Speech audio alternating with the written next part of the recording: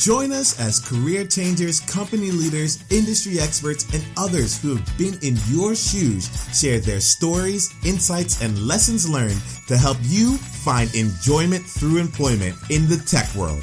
I'm Nemo Ashong, and this is the Empjoyment Podcast. Ba-da-ba-ba-ba, I'm loving it. I don't know why that's in my mind, but hello to you all. Employees. Sorry, I'm getting a kick out of this here. I'm like, what? Where did that come from? You know what? We're just going to roll with it.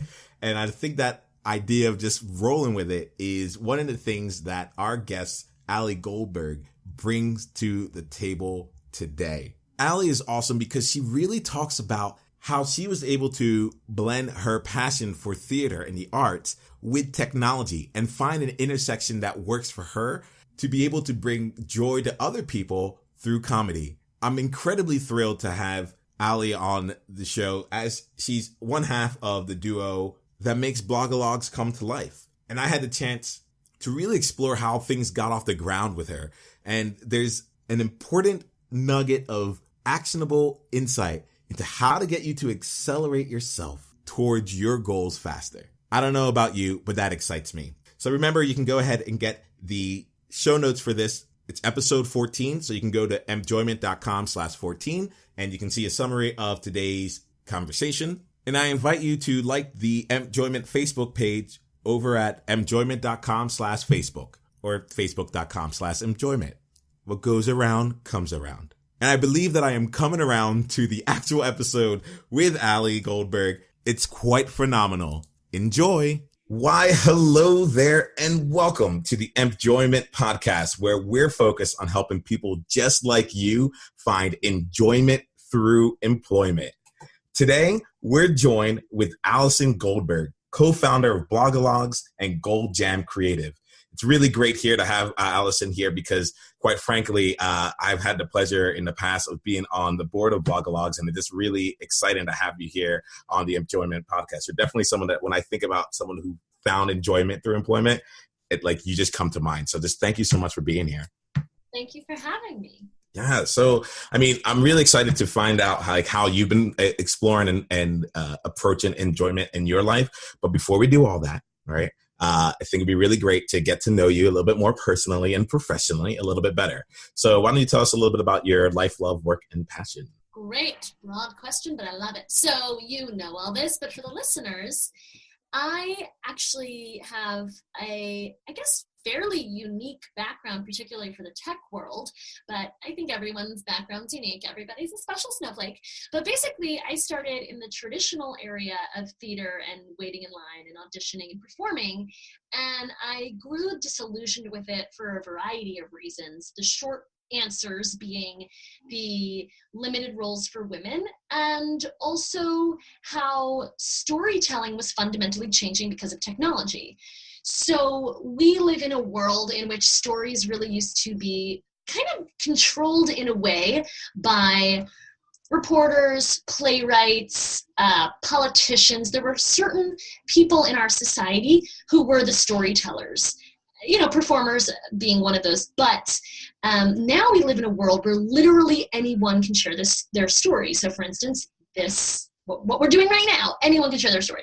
So I became very fascinated by that as a dorky theater artist, and I have a co-founder, co-creator, since we're a little in the arts world, and we started performing found material from the internet and social media, which you and I were also discussing this before, but I hope is very interesting for the listeners in the sense that a lot of people have this idea of what a techie is, like it's a dude in a hoodie coding, and that's a definition, but it doesn't have to be the definition, and it can be taking whatever your passions or skills are and kind of marrying them with technology or some form of technology.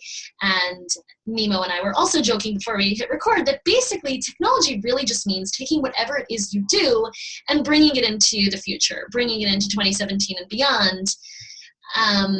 Because that's the way the world is headed. I mean, tech really is so all-encompassing. So that's the artistic project that we have. We also recently created another show called How to Break Up by Text, where we analyze audience members' text breakup screenshots on the spot. And if you show us your screenshot, you get a free shot in return. So again, not tech the way you traditionally think about it. And I'm definitely an artist / techie sort of, but we use the arts to look at new media and how technology is changing the way we communicate. The other thing that we do is Gold Jam Creative, which you mentioned, and just the short version there is we teach communication and public speaking workshops to tech companies. So again, it's this combination of tech, communication, and arts. So that's what I do. I think that is so special here. And, full disclosure, I've been to How to Break Up by Text, and it is hilarious. I think actually everything y'all have done has been really hilarious. And I think the other thing that really resonates here is that being able to marry these two areas here, where you're able to take something that you're incredibly passionate about and continue to bring it into a way, into a world where it continues to not only be relevant, but like that voice is necessary. And I wanted to say kudos and thank you for that there, having experienced it here, to know all the great things that come from that. And I'm also really excited for what that brings to this conversation here. So let's go ahead here and focus on like your enjoyment journey. And to do that, let's start it out by just framing things off. And what I would love to know is, you've been so successful in all the things that you've done there. I'm just curious, do you happen to have a success quote or a mantra or something that you use to like kind of keep yourself motivated and move forward? That's a funny question because I'm pretty type A. And so I have this weird personality where if I really want to do something, I do it obsessively and then otherwise I don't do it. Like, I just feel like I kind of operate in these strange extremes where there's so many things that I should, like, I'd love to do a woodworking class and like, deep down I know it's never going to happen. Do you know what I mean? But there are certain things that like I'm obsessed with, I'm going to do. But there is this gift that I was given in high school, for my high school graduation, before I had any of these kinds of entrepreneurial inclinations. And I've had it above my mirror for a lot of years. I'm old. And it says, don't predict the future, create it. And it's funny because I happen to have it there. And then years later, I realized, that's fitting. And then I also have by my bed, again, more just because I thought it was funny, but the more it's there, I'm like, this fits. I have something that says, I followed the road less traveled, and now I don't know where the hell I am. Which isn't, I guess, inspirational, but I do find it like, I took the road less traveled, and I don't know where I am, and it's kind of okay. Like, I think people who make this leap into entrepreneurialism and tech, what have you, you are making up your path every single day. Oh, I do have one more thing. This is really dorky. So, and this I'm realizing in the moment, this I did print as a form of trying to inspire myself. So I'm on this email list for women in tech. And it's just like it's a community of women trying to help each other out. And actually, it's hard to say with just audio, but basically it's this graph and, it goes up and down.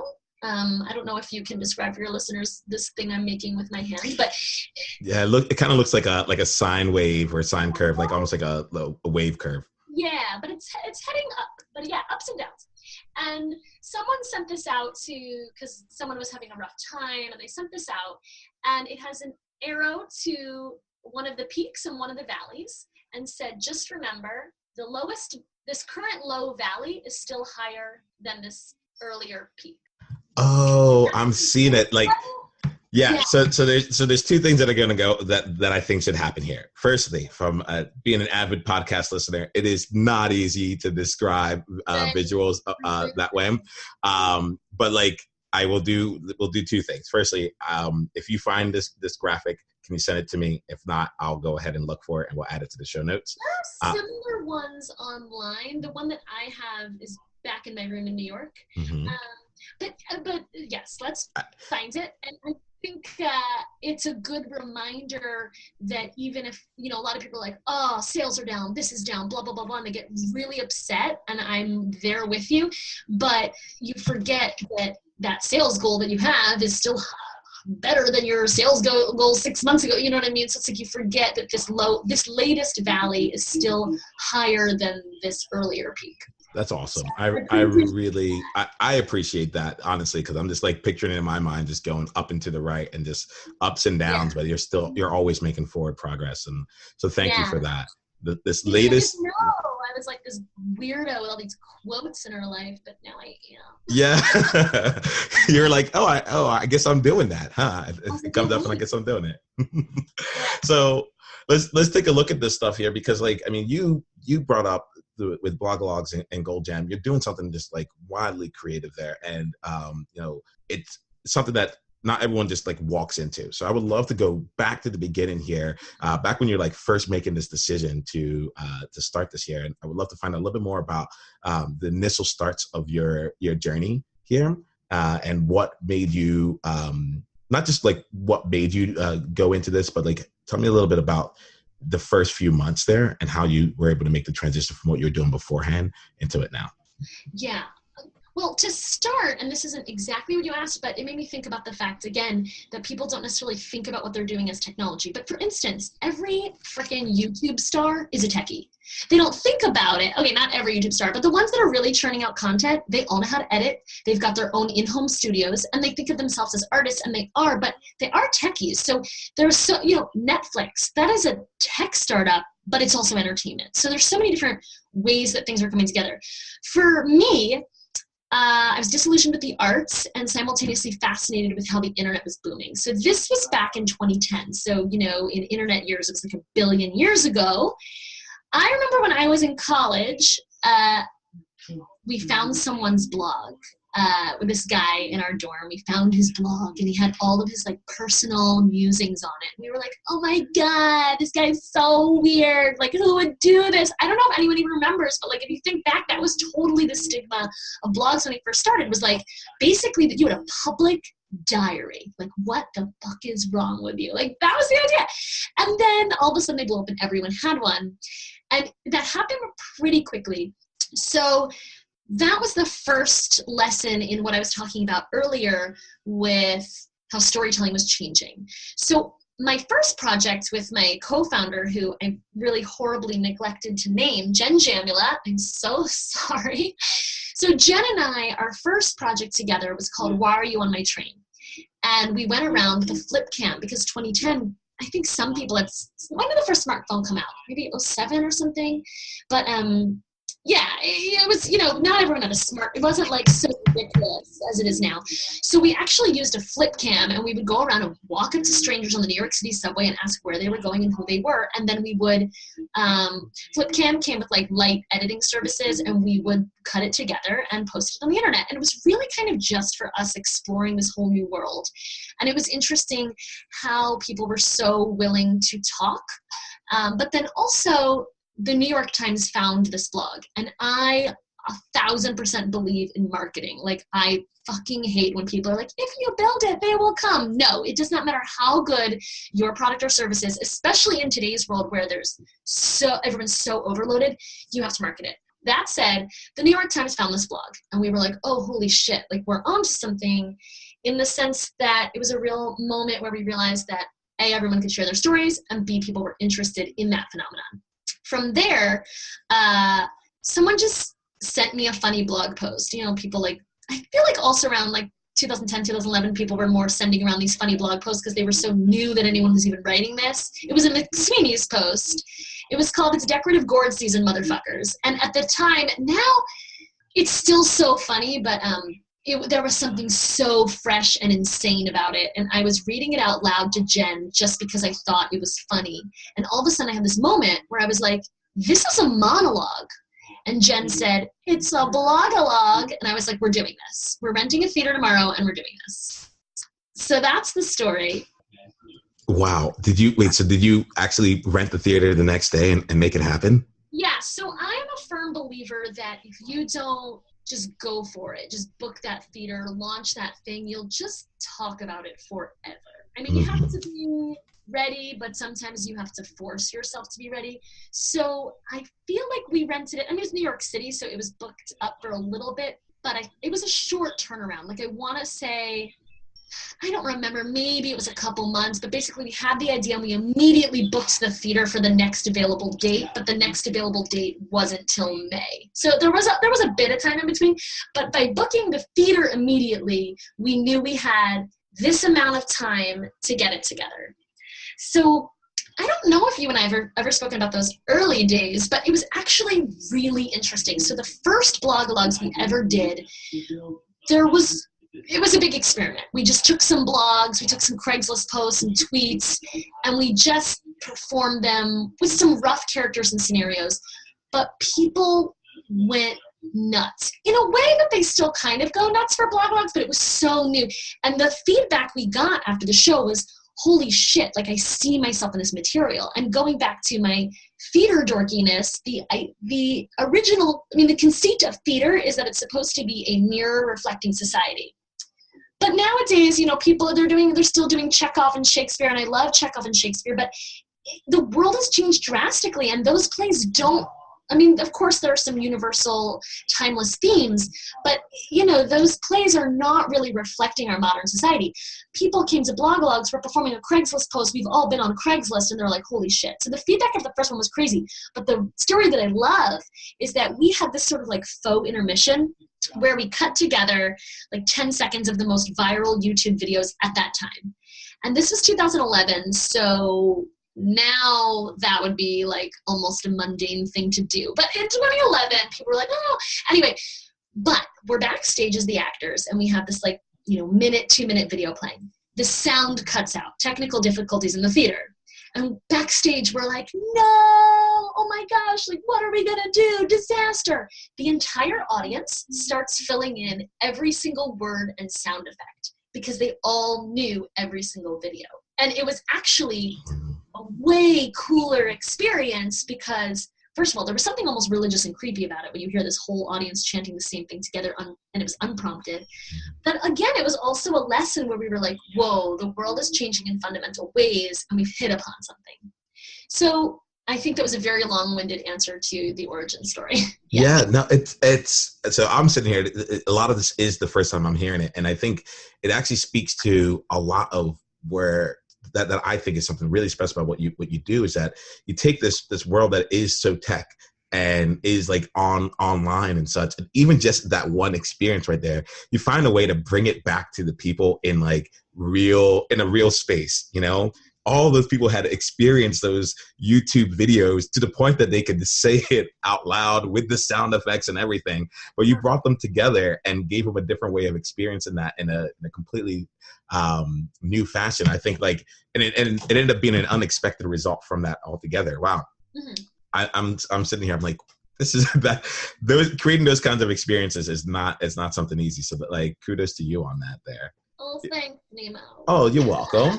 So with that there, right? So hearing all these things here, it definitely gets me inspired. And what I'm thinking here is man, it feels like, there were just a lot of successes right off the bat. You had an idea, you decided to go with it. Things seemed like it wasn't going to work, and then the entire audience came behind you. I would love to, really talk through here about some of the more difficult times. A time where you really face a bit of failure. You're doing something different. You're combining arts and tech. You're seeing how storytelling is how tech is changing the way that we tell stories here. Would love to just focus on just if you can. A specific time, tell me a story about a time when y'all faced a failure, and what were the steps that you took to overcome it? Yeah, that's a great question, and it's something that we're really still going through right now, which is how do you scale? And some products are easier to scale than others, and some products maybe aren't even scalable. So that's something that we've definitely been dealing with the past few years, which a related problem, which is sort of exacerbating the issue, is that we are this hybrid. So we are sort of theater, sort of sketch, arts, tech. People don't really know what bucket to fit us in. So we've had meetings with quite a few producers, and the talks might go on for, the longest one was about 6 months, where they talked about moving us to an off-Broadway venue where we would have a little more of a traditional run. We talked to one producer about renovating the entire space. to make it like you step into the Blogalog's world, whatever that might be. We were thinking maybe old school technology everywhere or something. But ultimately, one producer or another, they all dropped us in some way. And the reason why, I get their reasons. First of all, theater is extremely hard to scale. In New York City, it's extremely expensive to put on. It's a big, larger problem with the art scene in New York. In order to, rent is so high there, everyone thinks of apartments, but it's also really high for theater. And at the same time, people don't want to pay more than 10, 15, maybe $20 for a comedy show. So the financials are really not there. It's a whole host of problems. So people don't know what bucket to put us in. And it's hard to scale theater. So that is one of the major problems we've been dealing with, because then if you're independently producing, there's kind of a wall as well. And again, I could go deeper into that, but I think that gets much more into like the theater aspects. So how do you scale? For us, it means as much as we love live performance, we are launching a podcast with the Daily Dot, which I'm super excited about. It's going to be called Two Girls, One Podcast, after a certain viral video. And in it, we discover different internet subcultures or posts, basically anything really fascinating on the internet. Jen and I now contact the writer and we do an interview. And it's really fascinating. And the idea behind it is that the internet has really allowed these different communities to find each other and flourish, which can be very positive. There's also some negative aspects too, of course, especially in today's climate where you've got people spreading fake news and there's this getting a little dark, but there's this community of pro-Anna blogs, which is people who are anorexic, encouraging other anorexics and saying this is just a lifestyle choice. So I'm going off on a tangent here, but basically there's some really negative aspects, but there's some really positive aspects where people who felt really lonely or isolated realize this entire community shares my whatever it is. I mean, often it's a fetish, but like as long as it's not harming anyone, who cares? So we now interview members of internet subcultures essentially, and that's launching soon. And then we also filmed a web series, and we're trying to get more into digital and TV, and so it's been a journey, but I would say that has been the really big problem for us that I also think, even though I'm talking in terms of theater and the arts, it does translate across the board, which is problems of scale. So you have an initial product, people like it. How do you take it to the next level? In more general terms, how do you move to other cities? How do you move to other countries? How do you take over the world? So I'd say the scaling was a big problem. And then I think there was another challenge that came to my head when you asked, but I forget what it is at the moment. You know what? And I'm sure you have a ton of them there, but like this whole scale and distribution portion of such a great product there, I can totally see that being a challenge. And it's something that like continues, it's prolific in so many different ways. So why don't we come to that? I'll ask you a couple other questions and maybe we can get to it. But I think it'd be really interesting to kind of flip things around here, because you've been really authentic and putting it all out there and letting us like be there with you and see like, oh wow, these are the challenges there. I'd love to spend some time focus on something that you feel really proud about, something that happened recently that like it makes you feel really great, and then let us know about the steps that led to your success there. Something that's been really great recently? Oh yeah. Okay, well, along those lines, so we filmed this web series, and that's been another thing that's like sort of, it was a setback in some ways, but it's really moved us forward. So we decided we really need to scale. We need to, move into other media, and we filmed this web series. The web series is called Two Girls, One Show. Noticing a theme. And in that, it's sort of a parody of ourselves. So we're these two girls who have a show about the internet. Every episode, we find something crazy on the internet. We contact the writer. We do an unscripted interview. Then we go on scripted shenanigans. We put so much time and money and work into this web series. And no one is interested in the web series itself at the moment, which is disheartening, but we're realizing it's opening all kinds of doors for us. So there's a lot of people who have looked at the web series and no, they don't want the web series, but they want to know what else we have. And so just as some immediate results that actually I haven't told you yet in general off podcast is we are now working with an incredible manager. We signed with Gersh, which is one of the top agencies in the country. And we are actually, I probably shouldn't reveal, but there's a production company that watched the web series and was like, cool, we can't do anything that, but what else you got? And we pitched a new idea, and they said, oh, we love that. Let's film a pilot. So, so things that seem like setbacks or seem like they're not going the way you wanted them to go can open other doors that are great. And I hope that's applicable to everyone in the sense that we were really envisioning, we're going to make this web series and the goal is to have someone license it or get lots of views and then get a TV show, you know what I mean? Which, I also realize is naive and everyone wants that. But it's been interesting that we didn't foresee all these other things it could do. And the other thing is we've had some meetings with some, again, I probably shouldn't say because it's not public yet, but we've had meetings with some TV networks. Again, not about the web series, but they watch the web series and they want to know what else we got. So the cool thing there is it's like you did something, you put it out into the world, you're getting feedback, and it may not be that product in particular there, but it's opening up like a whole world for you afterwards. So that feels really great. And it seems like not only is that something to be really proud of, but it's also like whatever's coming up next, honestly, I can't wait to find out. It just seems like there's some really exciting times coming up ahead here. I'm feeling it. I'm putting it out there. So Allison, let's shift a little bit here into some things here that employees can go ahead and maybe start applying to their experiences. So they're trying to get into the tech world. They're trying to explore how they can take their past experiences and translate it into something that will bring them enjoyment within the tech world. So you had talked a bit here about storytelling and communication skills and how you brought that over. And I was wondering if we can spend a little bit of time just kind of like diving into that a little bit from maybe like a skill building perspective. From a skill building perspective? Yes.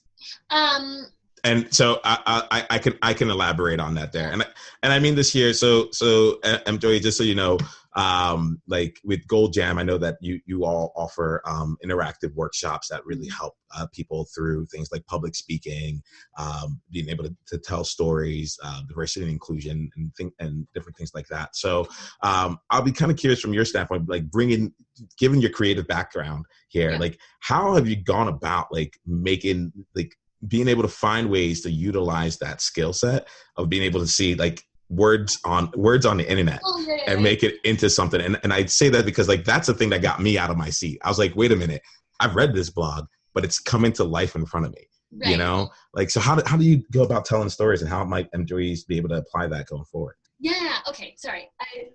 That makes total sense. So what we realized in creating blogs is that we were developing these principles for how do you take any text and look at it in a totally new way. So you see text in a page and you see all this like these little black letters and there's, white all around it. And we don't think of how you fill in all that blank space. There's so much blank space, So the other thing parallel to that is that we read something and in our heads, we hear it. You're reading a book and you hear it in your head and you think that's the way it should be said. But again, looking at all that blank space, there are so many different ways that you could say a sentence, whether it's literally just your intonation or your pauses.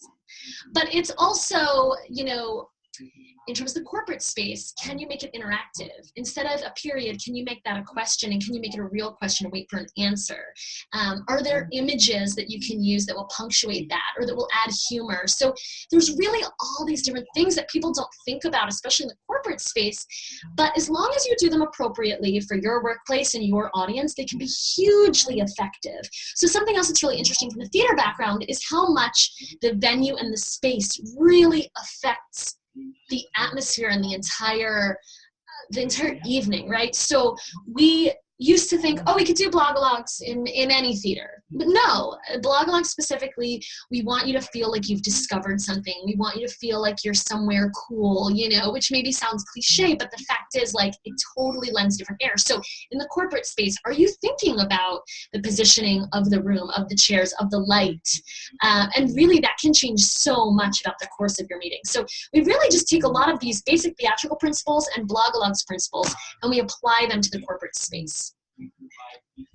Now, so I'm thinking about this here, especially as someone who's gotten a chance to get involved in various experiences here, and just being able to make that connection between it's more than just being physically in a room together. You know, the way that the room is set up, the way that you're looking at that space in between adds so much more, to the picture. So like if someone was going to go, like we have a lot of people here that might be interested in like content marketing, or just even like storytelling and just kind of being like on the creative side within a tech organization. Like, do you have any tips or suggestions for them in terms of like being able to make their things come to life? Yes, so many.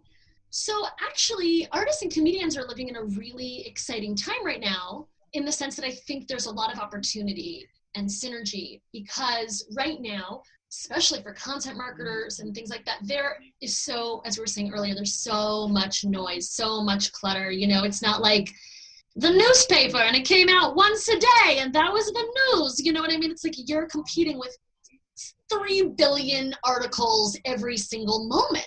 So how are you going to stand out? So people who think that they need to button up and be dry, they're kind of losing the game, right? Because who is going to pay attention to that when someone else is delivering their message, equally good message, maybe not even as good, but it's amusing and it's entertaining and it's funny. So I'm really into, speaking of portmanteaus, edutainment.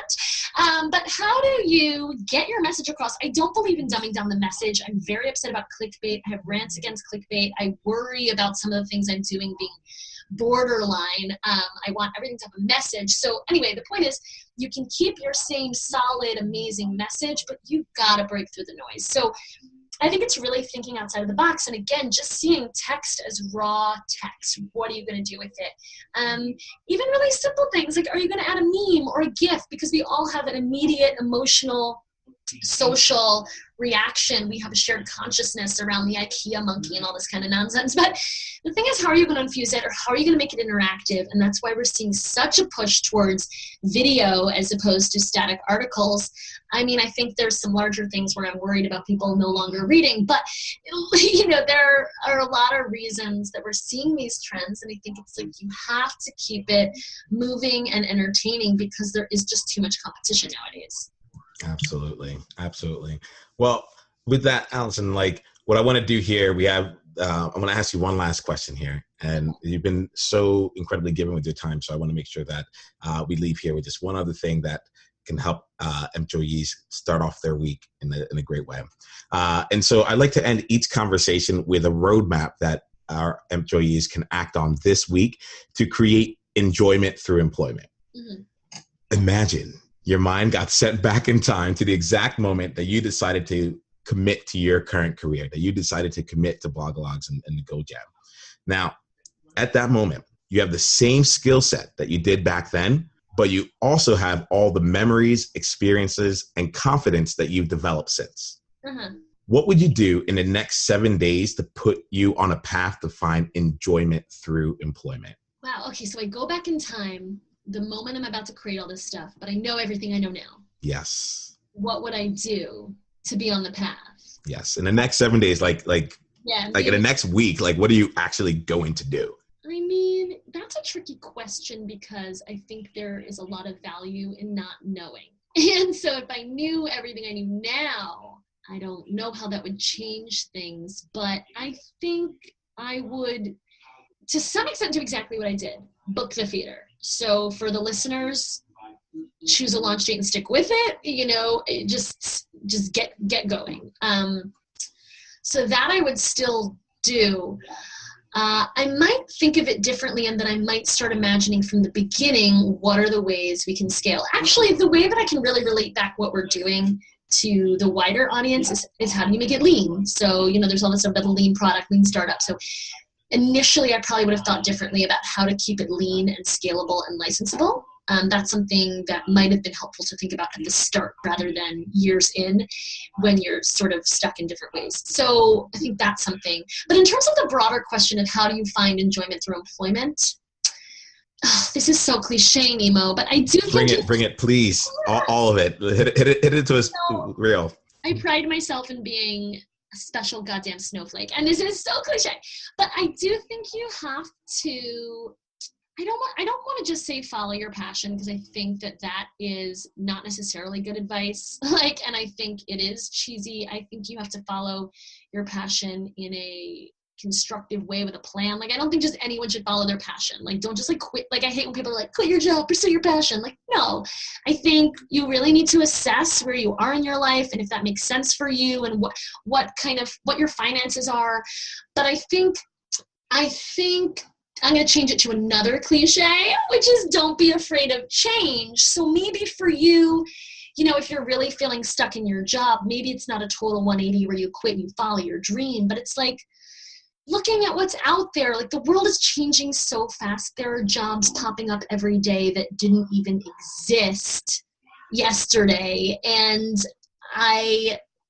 even looking back at my own trajectory, I'm just going to go ahead and date myself. I graduated college 2006. YouTube was invented in, I think, 2005. Facebook came out while I was in college. Like, the world is changing so fast. I think you have to, okay, I'm like totally rambling, but I think you have to look around and see where your passion fits. So don't just fucking quit your day job and follow a dream and live in a van. That's such a guru thing that's out there right now, and I don't necessarily agree with that. But find, okay, this is what I'm passionate about. Think about what you're passionate about and where can you fit that? Because maybe you can fit that in the corporate world. Maybe you can fit that in finding a co-founder and starting your own thing. Maybe you can fit that where you already are. But I do think too many people sit back and hate their job and just keep hating their job. And 5 years later, they still hate their job. And you just have to make some kind of change, any kind of change. Because even if you just make a small change, that small change might lead you to your future co-founder or this weird ass job that you didn't know about. So I think it's just like keeping the doors open and really remembering what it is you like. So for me, I really like being the artsy weirdo in a sea of techies. I like that. So maybe I won't always be doing blog logs or this podcast or Gold Jam, but for now, my plan is to stay in that arena, if that makes sense. So I think it's like, what are you passionate about and where can you fit that in the world? That's my answer. I got there eventually. Booyah. What are you passionate about and where can you fit that in the world? I mean, we're seeing it right off the bat. That was like the first thing that you said out there when you're like, we brought in arts and tech together. We found our way to make this come to life. And you shaped what you wanted. You said, create your own destiny every day. That's not what you said, but like, that was generally, but you go out there and you create it. And if you don't mind, I'm now going to take into my life here something that you just said, which is book the theater. And I want to thank you for that because I think like that's something that I am going to walk away with as a piece of inspiration. And, I think employees, like there might be a lot of you going back to this point about like, don't just sit there and hate it. Like maybe it's you don't think your resume is ready to go. Maybe you don't think you have the experience. Maybe you don't think anyone would want to talk to you because who's currently working in that job because you don't have anything that might look on paper like it resonates there. Actually, I have a mantra for that. Yeah, go ahead. Say what again? I have a mantra that I tell myself for that. Please do. Please share. What would a straight white man do? Ooh. Because there's so much research out there that a straight white man, he will apply for that job before he has half the skills. He will make a meeting for coffee before there's even a job available. I mean, these are true things, and this is why women and minorities are not, there's many reasons they're not as visible, but one of them is that they're doubting themselves in a way that, for better or worse, straight white men aren't. So again, there's just concrete, you can look it up, listeners, but there's just concrete research out there that women and minorities are waiting to have 100% of the skill set. And, the top of the food chain, straight white men are like, cool, I'll go after this. So I ask myself, what would a straight white man do?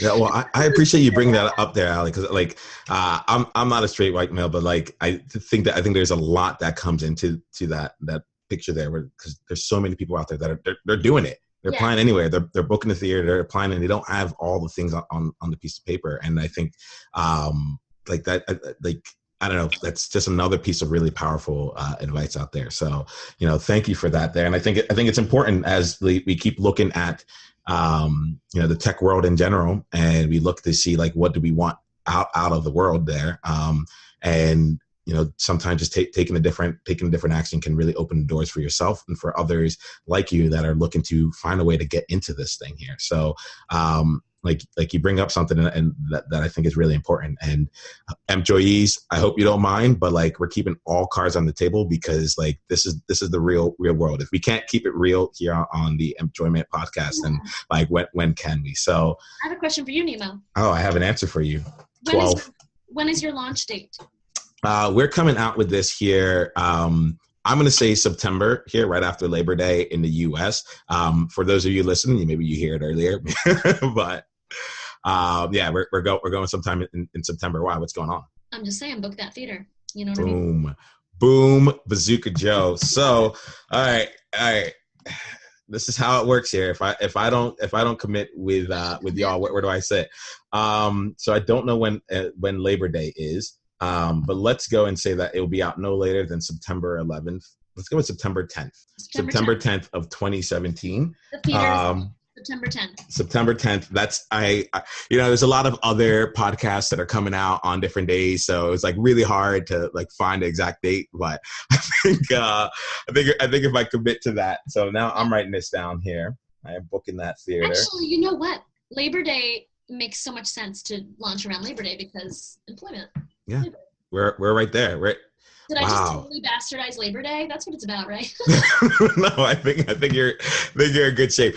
Like this is really what it's about. Thank you for that. Like you've given me even more to think through, and this is why I really value you, Allison. I think that like you really just have a way of looking at the world, and you're unabashedly you, and in doing so, you create the space for other people to step forth and be more of themselves. And just like hearing what you've done here and how you book the theater, I'm like, all right, I'm gonna put it out there. We're talking September 10th. It's happening. And we're gonna have a lot of fun with this here. So I just wanted to say I appreciate you very much. I appreciate you taking the time out here. If there's one parting thought that you wanted to share with employees today, let us know what that is, and also how we might be able to contact you in the future. Well, in the spirit of self-promotion, which I think all entrepreneurs need to do, blogologs.org. I love that name, and I also think that might have been a mistake because people are like, what? But it's like blogs plus monologues, basically. But blogologs.org, you can check upcoming show dates. We've been performing on the West Coast this summer, so we might come to your city. So check it out. And then howtobreakupbytext.com, you can see those show dates. Two Girls, One Podcast. Daily Dot is in charge of launch, so unfortunately I don't have the full authority to just book that theater, but that's launching supposedly in September. And Two Girls, One Show is not public yet because we're in all these talks. Something just dinged. Was it me? Oh, God. And Gold Jam Creative for all your corporate needs, goldjamcreative.com. All right. So there we have it. We have a number of different ways to get in touch, stay in touch. I need to consolidate. It's a whole branding thing. We'll get into that another time. No worries. We'll put the links up on the show notes there. Like, I mean, realistically here, I think it's clear that you bring a lot of value out into the world, and that you and Jen both have a unique way of seeing things, and you use that to create various opportunities. And one last thing here that came to my mind here, we were talking about how might another person look at it. One of the things that struck me the most, and it was really interesting, that I never really saw it until you actually mentioned it, was just like how you structured your various productions, where in a 5-person show there'd be at least three women and 2 males there. I thought that was like this really powerful way where it was never like in your face, but at the same time it was always present. And it's something that like since then, not that I've looked for, but I've found appreciation in other ways where I'm like, oh wow, this is really great. I'm really glad that like we're showcasing there's another way of looking at this, so that isn't just the standard way that we've seen it in the past. And so I wanted to bring that up there. I don't know why. Maybe because it's really impacted me. I haven't looked. No, thank you. I think about that a lot because for the listeners, comedy is very male dominated, and you go see a comedy show and maybe there's one so-called, token female who's less funny. And if she is less funny, personally, I think there's a lot of reasons for that. I think she might not be feeling comfortable, and to be doing weird ass comedy on stage, you feel so comfortable and so confident. So what we did is I am a raging feminist, but in our shows, we never advertise it as like women comedy, female comedy show, because you know what? mainstream comedy is not saying male comedy. They're just called comedy. So we like that people come, and we always have more women on stage than men. And we just present that as a normal world that we could be in. Yeah. So we don't necessarily talk about it. But yeah. Sorry if I put that all out there. No, but it's like, yeah, no, it's a great thing. When people mention, but we like it. We have, Jen and I have had conversations, but that's not exactly the marketing angle. Well, it isn't. It is not the marketing angle we go for, because really having visible women and minorities should just be the world. It shouldn't be a noteworthy thing. It should be like, of course you have people represented. The end. You know, it shouldn't be a topic of discussion, really. Yeah. Well, I'm with you there, and I just want to wish you the best of luck and like continued success as you go on through here. If I don't end this episode right now, I think we're gonna just keep on going on there. So to employees, I hope you enjoyed this episode. Thank you for letting Allison and I go off a bit here and just kind of see where the episode takes us. Check her out on blogalogs.org, Gold Jam Creative, and just really just go out there and find your way to bring like whatever your passion is up to whatever we're doing here in 2017, and then go ahead and book that theater, whatever that is. And I think you know what I'm talking about. I think in your mind you know what that theater is. Go do it, and then send me an email. Send me an email at nemo@enjoyment.com. I want to hear about it. I want to hear about this here because it's something powerful, and I think we can make something awesome come from it. All right, so go forth and enjoy. Done. All right, cool. Talk to y'all later. Thanks, Nemo. Book that theater. Book that theater. Now, I don't know. That really resonated with me. And I want to make sure that you are all able to use just that one phrase to help you move forward today. So Alli encourages us to book the theater, which generally means to commit to that number one action that imposes a deadline that allows you to make progress in a tangible, external way. It's far beyond just thinking I'll do something by a certain date. That's just not enough. So we heard how Alli and Jen did it to get their initial idea of Blogalogs and turn it into a reality. And now it's your turn. For today's joining, come share with us one idea, project, or outcome that you've been wanting to accomplish and what you plan to do this month to book the theater. We want to hear about it. We're over in the Enjoyment community where we share how people are moving from insight to action each and every day. And it doesn't matter when you listen to this episode. We want you to come share it with us because, quite frankly, we're all making progress toward our journeys at different places and different times. And it's more about the action that you take to bring your dreams to life than the day that you happen to listen to an amazing podcast. Sorry, I just went there. But you can go ahead and join us over on the Enjoyment community by going to enjoyment.com/community or type in the word community into your phone and texting it to 33444. You get all the instructions you need from there to come be a part of this growing, supportive community of others who are just like you in your shoes, as well as past guests and people who are generally interested in making sure that your career journey is a success and in doing it together. I'll see you at the Enjoyment community. Looking forward to your responses on this here. I'll go ahead and share one thing that I did, which is to launch this podcast. You heard it live on the episode when Alli asked me to book something. And now, because of that, you are able to listen to this episode. It really helped change my mindset as to taking this from a nice to have and trying to spend the time overly perfecting something that really just needed to get out into your earbuds. And so, Alli, I thank you for that. There will be ongoing improvements to the podcast, but now I have a chance to improve it with each of you inside of the Enjoyment community. So, looking forward to your response. And I gotta say, here's to experience and joy each and every day. Y'all take care.